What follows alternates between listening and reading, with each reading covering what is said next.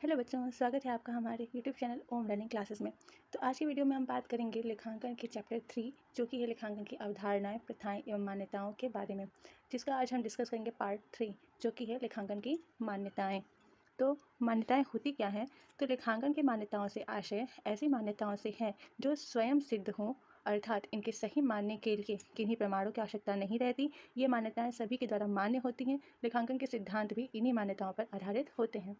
तो लेखांकन की मान्यताओं को हमने 3 वर्ग में बांटकर देखेंगे हम। जैसे पहला है अ वर्ग की, दूसरा ब वर्ग की और तीसरा स वर्ग की मान्यताएं।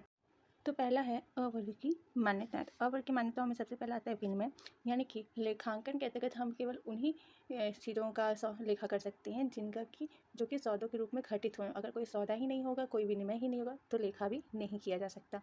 दूसरा परिमापीकरण। परिमापीकरण का मतलब हुआ कि लेखांकन में जो माल की तौल, संख्या एवं राशि आदि लिखी जाती है, अतः बिना संख्याओं के सौदों के लेखांकन का कोई महत्व ही नहीं है और इसे ही परिमाणात्मक लेखांकन मान्यता भी कहते हैं।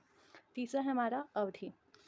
अवधि का मतलब हुआ कि लेखांकन में कोई भी सौदा हो, उसे लेखांकन में तब तक नहीं लिखा जाता जब तक कि हमें उस सौदे की तारीख न ज्ञात हो, उसकी कोई अवधि ज्ञात ना हो। और हम लोग इसका लेखांकन का जो परिणाम है, हमारे सौदों को लिखने का जो परिणाम है कि ये ज्ञात करना कि लाभ हुई है या हानि, या फिर वित्तीय स्थिति ज्ञात करना, तो वो भी तब तक पूरा नहीं हो सकता जब तक कि हम लोग किसी निश्चित अवधि के लिए लेखा न करें। चौथा है हमारा माप की इकाई, यानी कि लेखांकन में उन्हीं सौदों का लेखा किया जाता है जिनका हम लोग माप मुद्रा में कर सकते हैं। पांचवा है अस्तित्व, यानी कि अस्तित्व का मतलब ये हुआ कि व्यवसाय को व्यवसाय से पृथक मानना चाहिए, यानी कि व्यवसायी द्वारा किए गए जो भी कार्य हैं उन्हें अलग से किसी दूसरे व्यक्ति द्वारा किया गया कार्य मानकर ही उसका लेखा करना चाहिए। सेकंड है हमारा ब वर्ग की मान्यता। ब वर्ग की मान्यता में पहला हमारा बाजार मूल्य। इसका मतलब ये हुआ कि जिस वस्तु का मूल्य बाजार में जो होता है, वस्तु के उसी मूल्य पर लेखांकन किया जाना चाहिए। यानी कि अगर हम किसी भी डेट पर जैसे 10 जनवरी को कोई भी सामान खरीदे हैं, तो उस टाइम उसका जो प्रचलित मूल्य होगा, हमारा लेखा क्या होगा, उसी के हिसाब से होगा, ना कि पहले के या फिर आगे कोई उसकी वैल्यू चेंज होगी उसके हिसाब से। जो वर्तमान मूल्य होगा सिर्फ और सिर्फ हम उसी के आधार पर लेखा करेंगे।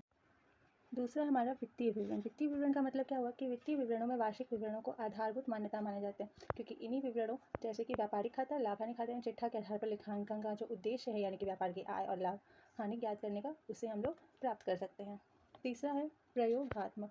प्रयोगात्मक का मतलब ये हुआ कि कुछ व्यवसायी अपने व्यवसाय के लिए त्रैमासिक वित्तीय यानी 3 महीने का वित्तीय विवरण बनाते हैं, कुछ 4 महीने का, कुछ 6, कुछ 1 साल का। इसी तरीके से क्या होता है, मतलब कि ये जो वित्तीय विवरण तैयार होता है या फिर व्यवसाय की जो लेखांकन की अवधि होती है, ये प्रयोगात्मक होनी चाहिए, यानी कि व्यवसाय के हिसाब से, व्यवसाय के उद्देश्य के हिसाब से इसे हम अपना सकते हैं, इसकी अवधि निर्धारित कर सकते हैं। अब है सवर्ग की मान्यताएं, जिसमें पहला वस्तुनिष्ठता, यानी कि वस्तुनिष्ठता का मतलब हुआ कि व्यवसाय में किसी भी वस्तु का जो मूल्य हम लिखा करके दिखा रहे हैं, वो हमेशा उसका वास्तविक मूल्य होना चाहिए। जैसे कि यदि कोई मशीन है वो 40,000 की है, लेकिन किसी वजह से उसे हमने 36,000 में खरीदा, तो उसका वैल्यू जो है हम पुस्तकों में क्या दिखाएंगे, 36,000 ही दिखाएंगे, ना कि 40,000। यानी कि जितना उसका वास्तविक मूल्य में हमें जितने मूल्य में वो प्राप्त हुआ या जितने मूल्य में हम बेचे हैं, हम उसे ही दिखाएंगे, ना कि उसका कितना मूल्य होना चाहिए उसे। इसके बाद आता है स्थायी मौद्रिक इकाई, यानी कि हमें अपने व्यवसाय में सौदे का लेखा करने के लिए उसी मौद्रिक इकाई का प्रयोग करना चाहिए जो कि वहाँ की स्थायी मुद्रा की इकाई हो। जैसे कि भारत की स्थायी मुद्रा की इकाई क्या है, रुपया, तो हम क्या करेंगे, रुपये में ही उसका मूल्य जो है वो दिखाएंगे। अमेरिका का स्थायी मुद्रा क्या है, डॉलर, तो वहाँ का जो लेखा होगा वो डॉलर के हिसाब से किया जाएगा। इसके बाद है तीसरा प्रकटीकरण। इसका मतलब क्या हुआ कि हमें हमारे व्यापार में जो भी सौदे हुए हैं उनका पूर्ण रूप से उन्हें प्रकट करके लिखना चाहिए। ये नहीं कि उनका आधा हिस्सा लिखा गया, आधा नहीं, कुछ को प्रकट ही नहीं किया गया, कुछ सौदों को। तो हमारे व्यवसाय में जितने भी सौदे होते हैं, जो भी घटनाएं होती हैं, हमें उन्हें पूर्ण रूप से लिखना चाहिए, पूर्ण रूप से उन्हें अपनी पुस्तकों में प्रकट करना चाहिए। कोई भी राशि या मद हमें छुपाना नहीं चाहिए। इसके बाद चौथा एक रूपता। एक रूपता का मतलब हुआ कि हमें लेखांकन में प्रत्येक वर्ष हमें एक ही विधि का उपयोग करना चाहिए, एक ही विधि से हमें लाभ हानि ज्ञात करनी चाहिए। हमेशा हमें व्यवसाय की जो निर्धारित अवधि है लेखा करने की, उसका हमें हमेशा पालन करना चाहिए। उसमें हमेशा हमें चेंजेस नहीं करते रहना चाहिए। यानी कि जो भी नियम, कार्य, कानून अपने व्यापार के लेखा करने के लिए अपनाए गए हैं, उन सभी को हमेशा हमें एक जैसा ही रखना चाहिए। बहुत ज़रूरत होने पर उसमें कुछ फेरबदल कर सकते हैं, लेकिन कोशिश करनी चाहिए कि हमेशा वो एक जैसे ही चलें। लास्ट है हमारा व्यवसाय की निरंतरता, यानी कि व्यवसाय जो है वो हमेशा चलते रहेगा, वो कभी बंद नहीं हो, ये सोच करके ही हमें अपने व्यवसाय के लेखों का, व्यवसाय के सौदों का क्या करना चाहिए, लेखा करना चाहिए।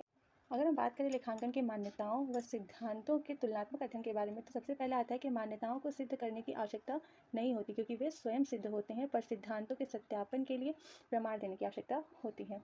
दूसरा सिद्धांतों की जननी मान्यताएं, यानी कि सिद्धांत कैसे पैदा हुए, मान्यताओं से ही सिद्धांत बने हैं। तीसरा, मान्यता कभी सिद्धांत नहीं हो सकती, जैसे कि माँ कभी बेटी नहीं हो सकती, उसी तरीके से मान्यता, क्योंकि वो जननी है सिद्धांत की, तो मान्यता कभी भी सिद्धांत नहीं हो सकती। चौथा, सिद्धांतों में आवश्यकतानुसार एवं व्यावसायिक परिस्थिति वश परिवर्तन किए जा सकते हैं, परंतु लेखांकन मान्यताओं में किसी भी प्रकार का परिवर्तन संभव नहीं है। मतलब जो सिद्धांत हैं, क्योंकि वो स्वयं सिद्ध नहीं है, वो हम अपने हिसाब से बनाते हैं, तो इसलिए उनमें हम चेंजेस कर सकते हैं, लेकिन जो मान्यताएं हैं वो खुद में ही सिद्ध हैं, तो उनमें हम चेंजेस नहीं कर सकते हैं। तो इसी के साथ आज का हमारा ये वीडियो यहीं ख़त्म हुआ, और इस वीडियो के साथ साथ हमारा ये 3rd चैप्टर भी यहीं पे समाप्त होता है। इससे रिलेटेड कोई भी क्वेरी हो तो आप हमें कमेंट बॉक्स में कमेंट करके ज़रूर बताइएगा। देखने के लिए थैंक यू, और अगर वीडियो आपको पसंद आ रहा हो तो लाइक, शेयर एंड सब्सक्राइब ज़रूर करें।